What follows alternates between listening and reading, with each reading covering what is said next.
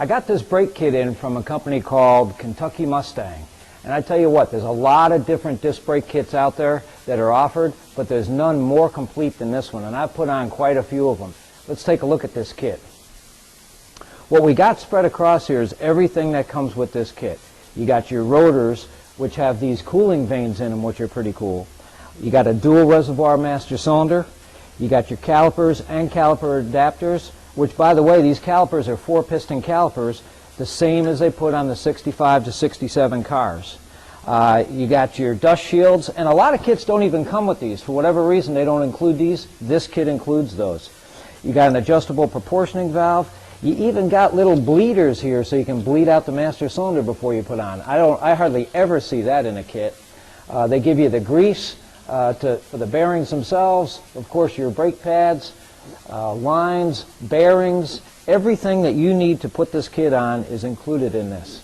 So we're going to take this kit and we're going to try putting it on a car, and we're going to see how it goes. And I tell you what, I think it's going to go pretty sweet because I like the setup I see in front of me here. The first thing we're going to do is remove the master cylinder. On the inside of the car is a clip that holds the brake light switch and the arm in place. Release that clip. Then we're going to come back out here to remove the 4 bolts that not only hold the master cylinder to the firewall, but holds the reinforcement to the firewall too. We're going to take this brake line out and mount the power booster to the firewall. Take your lines off at the junction block that lead from the master cylinder to the block, and then you'll unbolt the master cylinder and pull it off of the firewall itself. Be careful not to spill too much on there. There is some residual fluid. Then there's a couple of upper bolts that actually hold the inside reinforcement in. Remove those upper bolts from the firewall, and this way you'll be able to have the mounting surface for the new power booster itself. Take the rear line off of the splitter, off of the block, because you're going to be putting a small cap in there.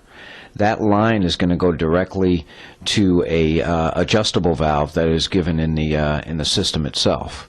Part of the kit is an adjustable valve, and then they give you this little cap that you can screw into the bottom of the block, the junction block, to cap that off. So this way when the fluid goes through the block, it doesn't go back out that hole. Make sure you tighten that real securely. That's real important. Put a little bit of Loctite on the end of the adjustable rod coming out of the back of the power booster. That's a good thing to have there. It adjusts the pedal height. Once you finally get into the car, you can kind of tailor it to your own needs, depending if you're a tall person or a shorter person. That's a good feature that this kit has. And then just slide the booster itself right up to the firewall, and now it'll mount to the 4 holes. The 2 holes that the original master cylinder bolted to, and 2 holes that the reinforcement itself had bolts to.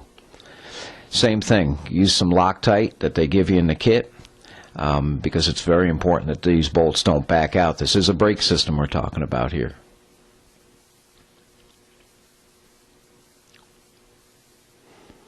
It's also important that you put all 4 bolts in and tighten them up in an even fashion. So this way it draws the booster in and doesn't distort it at all as it goes up against the firewall.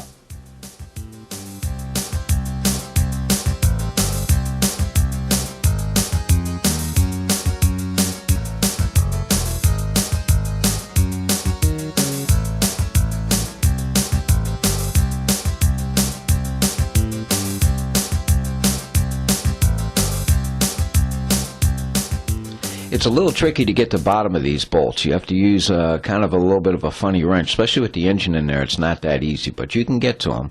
They're hidden back there. It's real important that you have lock washers on them.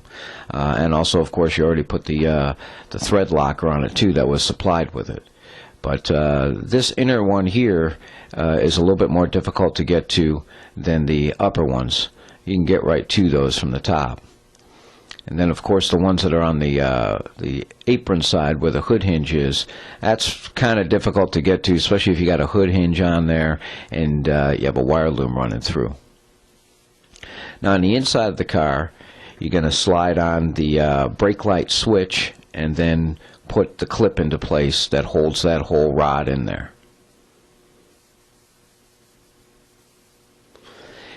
Take the master cylinder, gently clamp it into a vise, and pre-bleed it. It's very important that you bleed the master cylinder. Do not put it in dry, because you'll never get any type of a pedal or get the air out of the system.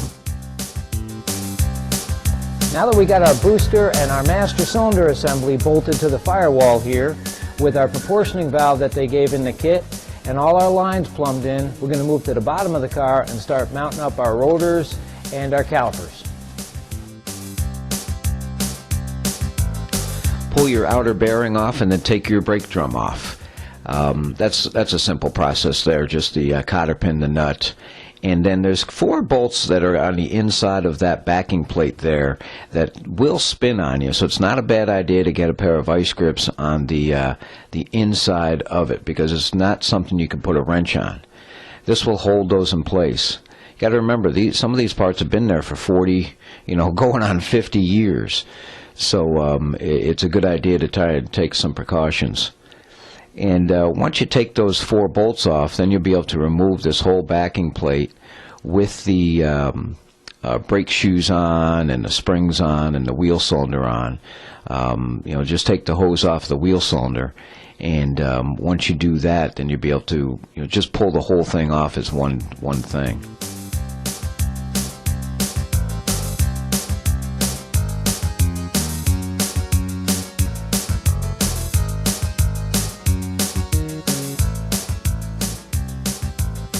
Now you'll be left with the spindle. Spindle's just sitting there, ready to accept the adapter plate that's going to go on it for the brake caliper itself.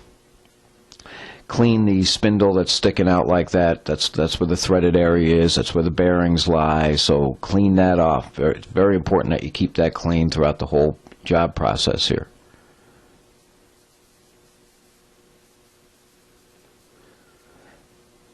First things first, put on the backing plate. There is right and left side to these things, so take note of what you got right, what you got left. I usually lay everything out and try and identify it. And then with the grease they supply with the kit, pack your bearings, put them into the brand new rotors they give you, and then of course tap the seal on it. They give you a new seal, so tap that seal onto the back of it, and that'll keep the bearing in place while you're putting the rotor on. After you have the backing plate on and the spindle adapter on, now you'll be able to slide the rotor into place.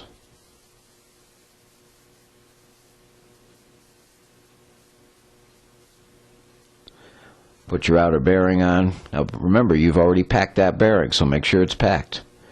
Not only the inner bearing, but the outer bearing gets packed. Put the nut on there. Make sure you do the correct preload on there.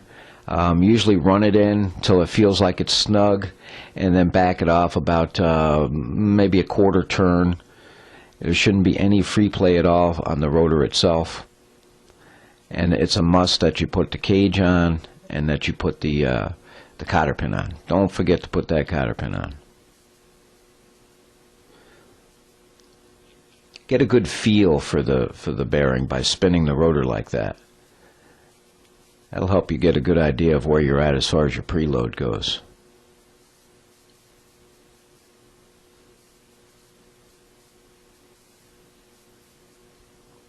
Your cage, and then your cotter pin. They even give you a brand new dust cap in this kit. I mean, this kit is really phenomenal on everything they give you. A lot of kits I've dealt with, they just don't give you everything you need. You gotta use piecemeal from the old stuff you got. Not this one. Gives you everything that you need.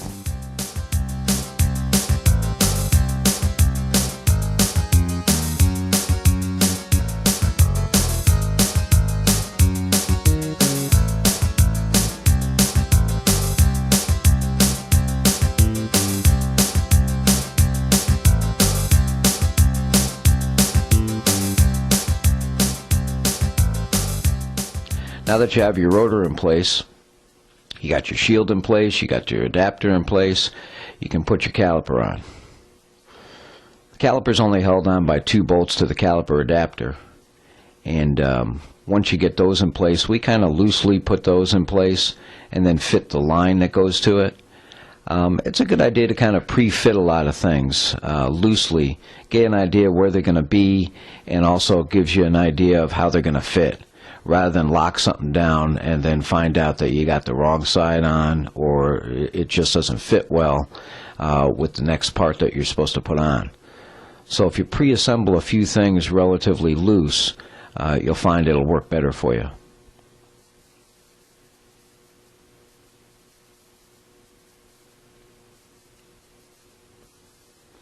That's what it should look like once the caliper adapter is on there and the caliper is bolted to the caliper adapter. And then now that you've already pre-fitted your line, tighten it up.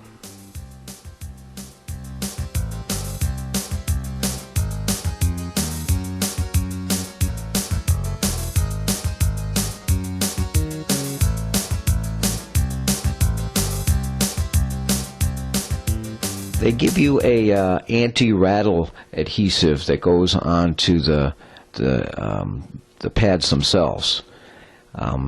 Do use that stuff. If you don't use it, you're gonna take a chance for rattles and squeaks, believe it or not, coming out of those pads. It also makes it a little easier to slide into place. But put the stuff on the back of the pads, slide them in, and then on the top, what you'll end up having is a cover that goes on top of these pads. It's a retainer that keeps the pads in place.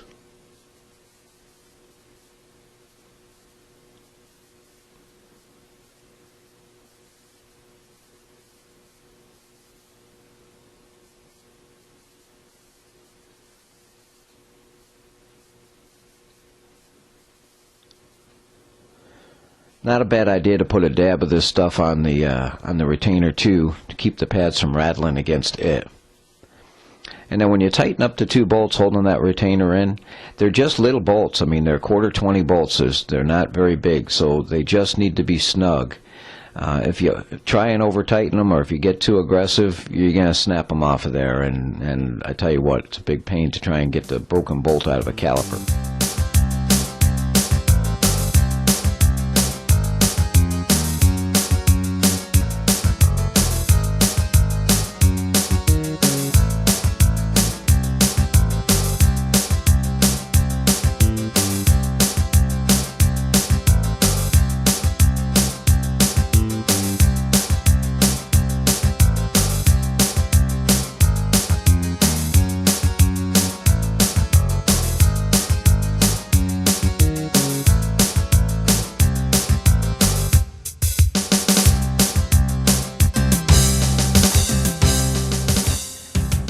Now this is what your assembled caliper, caliper adapter and line, this is what this all should look like.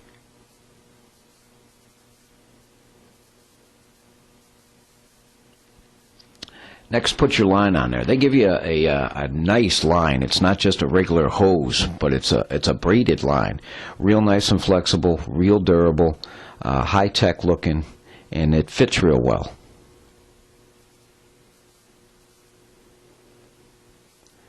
Same thing here. Test fit the line in there. Screw it into place. Make sure it fits up to the bracket, and then lock it down.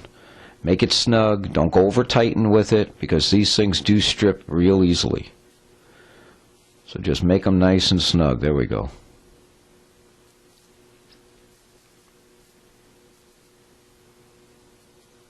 Bring it up to the existing bracket. It'll fit to the existing bracket, or use their supplied bracket.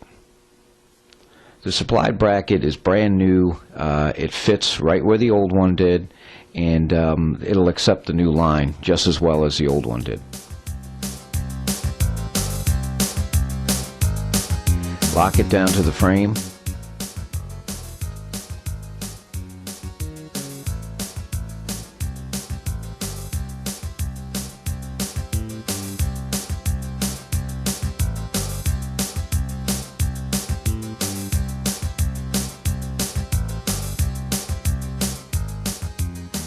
you'll kind of twist the old line into place so this way it'll meet the new bracket you put in there. And then you'll be able to take the hose and bring it up to the new bracket and test fit and screw the old line into it. They give you a new clip, so you can just tap the new clip in there to hold the new brake line to the new bracket. And then now just screw the old line right into the new hose that they give you. Things really do go together nicely with this kit. This is a really nice kit. That's what it should look like. You got your new rotor, you got your new caliper, got your backing plate, dust shield, you got your caliper adapter, you got your line on there, you got your shield, and you got your flexible hose that runs to the new bracket. Very impressive looking.